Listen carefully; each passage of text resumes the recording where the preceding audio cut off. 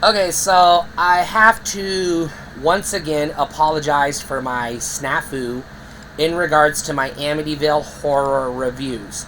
I accidentally screwed up when I did Amityville Horror 3, and I reviewed it as it was Amityville Horror 1 because I got mixed up because it was the most recent one I had watched.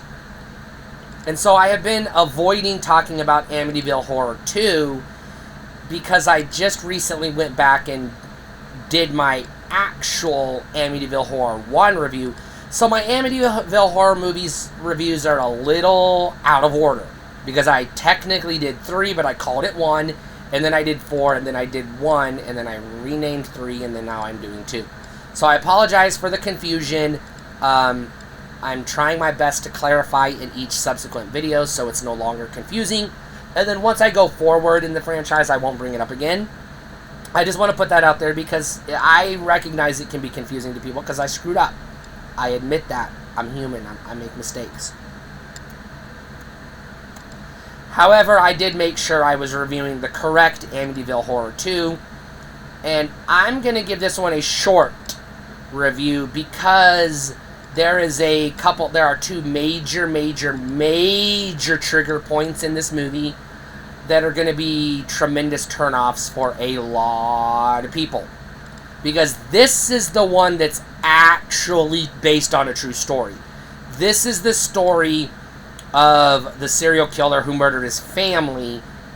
That is the backstory to Amityville 1. So this one is more based on the actual true story than any other one.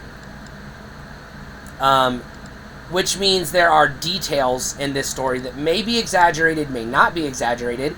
I haven't done enough research to be able to, parse out what is real and what was made up for the movie. Because everybody's done that for the first Amityville Horror movie. That movie's been talked to death. But there's a couple of triggers I have to point out up front before I talk about the movie. Trigger number 1, this is a true story.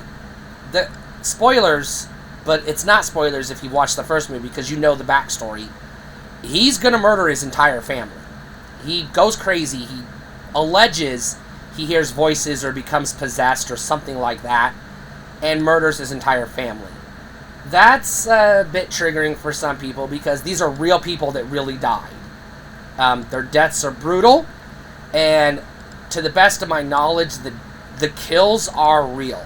Like, those are really how those real people died. So that's going to be triggering for some people. The second thing is, there's a really disgusting, explicit, sexually explicit brother-sister incest plotline to this movie that is going to be triggering to some people.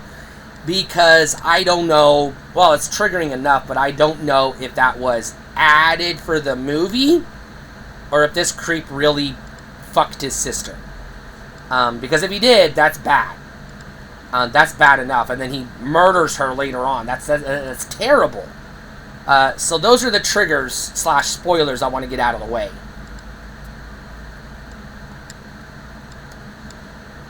That being said, because this is a true story, if I was a journalist, I have a pretty high tolerance for true crime because I covered crime.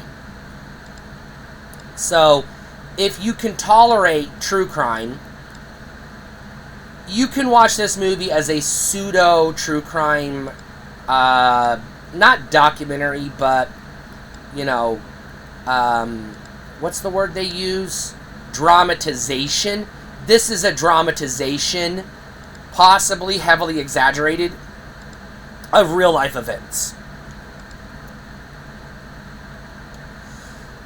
It's not a good movie by any stretch of the imagination, but of the franchise, from what I have seen, it's a competent Amityville movie, if that makes sense. So, set your expectations, turn your internal clock to Amityville, and you're good to go. I'm still going to rate this one as a buy because the first 4 movies do work really well. as a cohesive saga.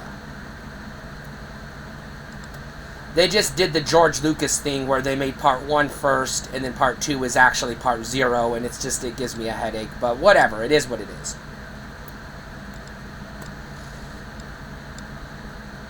To the best of my knowledge, that is all I can say about this movie, because I will not rewatch it. I do own it, but that's because I'm collecting the Amityville Horror movies, because I read the book when I was a kid, and like a lot of supernatural people who are into ghost stories and haunted houses and stuff, I'm kind of obsessed with the Amityville mythos.